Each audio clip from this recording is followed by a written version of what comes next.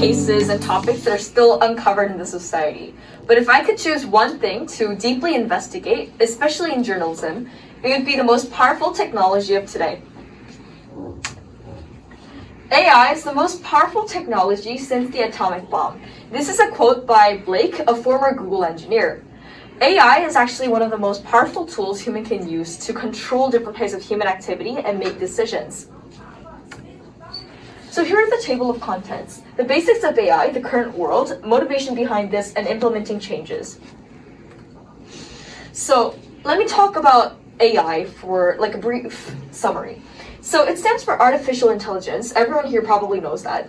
But it's actually human-made. It uses things like machine learning or deep learning. Google is actually working on AlphaGo Zero, which is actually trying to decrease the amount of data provided by humans and increase the amount of data that the AI makes by itself. It actually has things like data analysis, decision-making, and more things like that, especially when it comes to specific things or tools that humans cannot do by themselves, such as censoring. It's actually currently used in platforms like YouTube, ChatGPT, and more.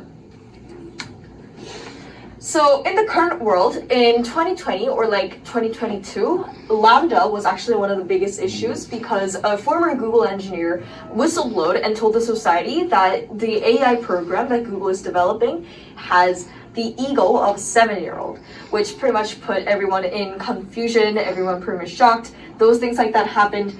And the most recent example would be ChatGPT, right? Once you actually just type in a question, it gives you the whole paragraph, and it can even write a study or a research paper in like 3 hours.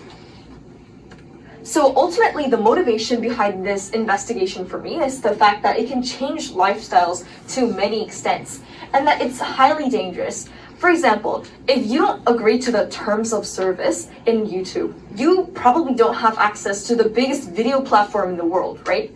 It's called a choice, but not an actual decision people can make, and the public highly deserves to know about this.